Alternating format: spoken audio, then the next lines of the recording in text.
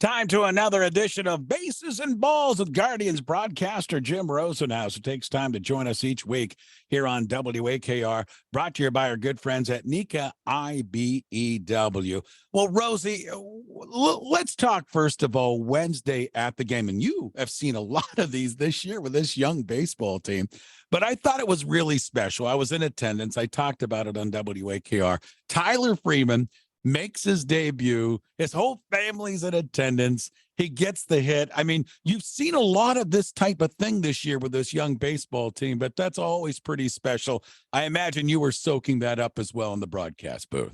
Yeah, and you know, it's funny, Ray, the young guys who've come up to make their debuts this year, you worry about position players if that first hit eludes them for several games and then it drags on and there's pressure to get it out of the way. And most of them have done it either in their first at bat or at least in their first game. So they kind of get it out of the way. And that's a big hurdle because, you know, you're trying to get used to everything. And that's the last thing you want to have drag on a little bit. So he got it out of the way early. Nice line drive to the opposite field. And he's off and running. It was kind of a funny day. I know you were there.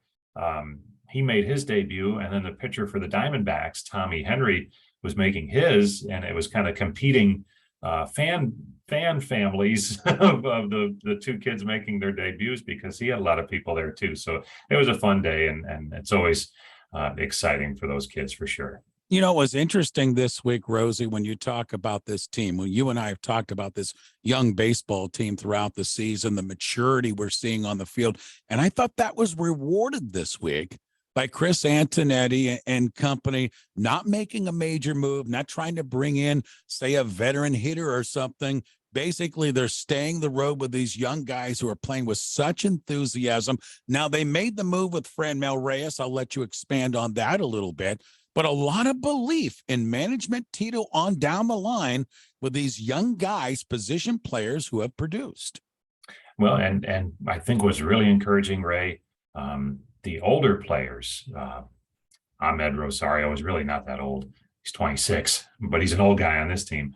But like Austin Hedges and Luke Maley, some of the veteran relief pitchers, they were okay with that, which in some situations, if a team's in the playoff hunt, the veteran players, they say, hey, go out and get some proven commodities and that kind of thing to help this thing along. But they really believe in those young kids too, and that matters. And they didn't want to, they were totally fine with how it worked out. They didn't want to upset the apple cart, so to speak, of what's been going on here, which has been really good.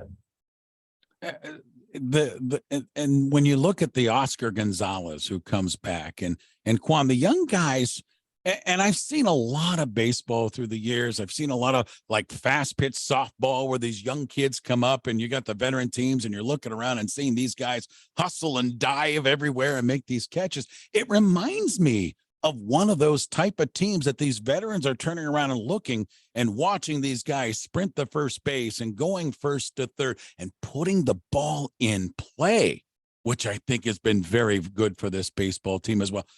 Rosie, it's a fun team to watch. Absolutely. And look, Ray, that starts with their best player, José Ramírez.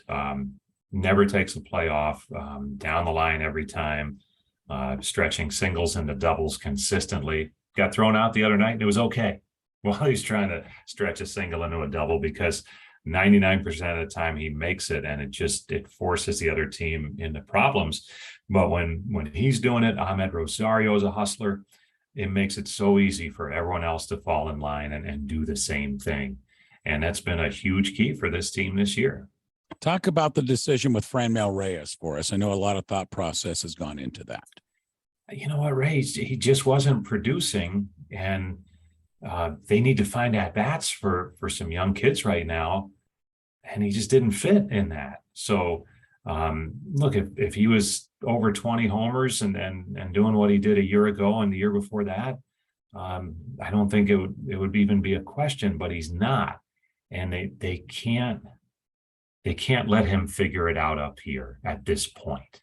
So they're going to try and they don't want to run from him because the potential's there for something really good. So they want to send him to Columbus and see if he can find it there, because they can't have him in the middle of the lineup here if he's struggling And it's not as if it was a week-long struggle. Look, he's been struggling since the outset of the season. So they send him there, and hopefully he can get it going, because if he can, we've seen it before, he can carry the team for a while, and power is not a big commodity on this team. So it would be nice to have, and hopefully he can find it down there working with the coaches in Columbus.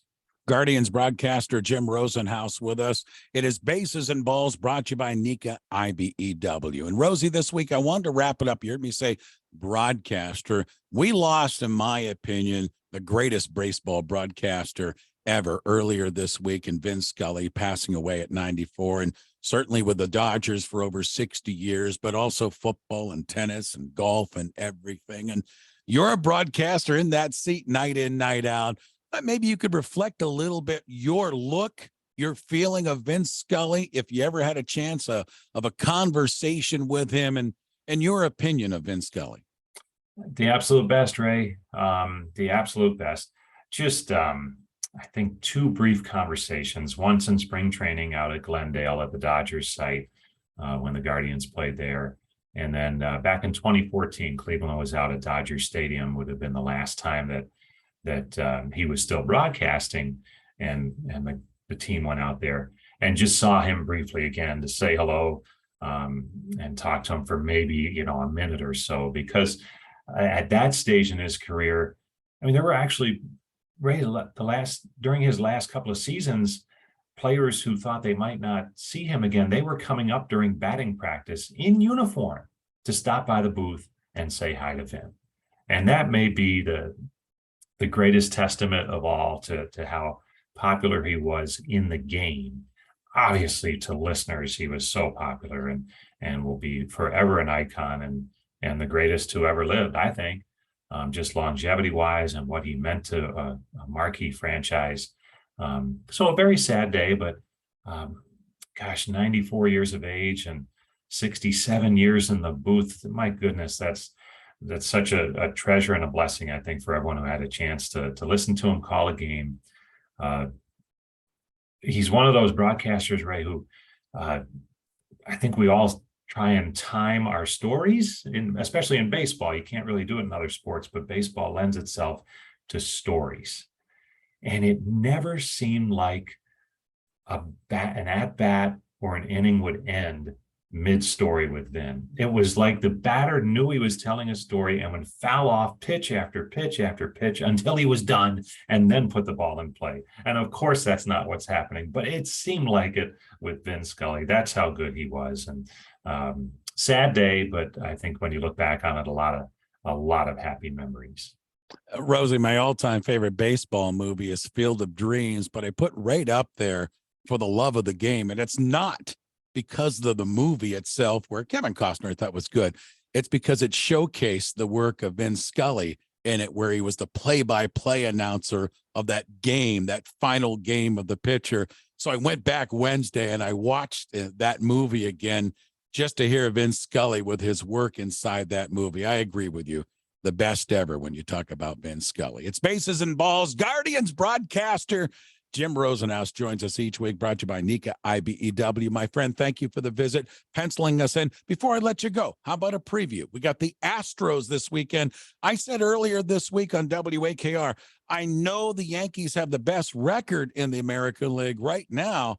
I think the Astros are playing the best baseball in the American League right now. Preview this series for us. Well, Ray, they have the best pitching, and usually that wins out come October and over the course of a long season. So that'll be the challenge this weekend. How do they score runs? Good 3-game series in Houston earlier this season in May. Houston took 2 out of 3, but the games were close. And we'll see if that's the case again this weekend, as the Guardians are playing pretty well. They'll need to pitch well to stay with the Astros this weekend.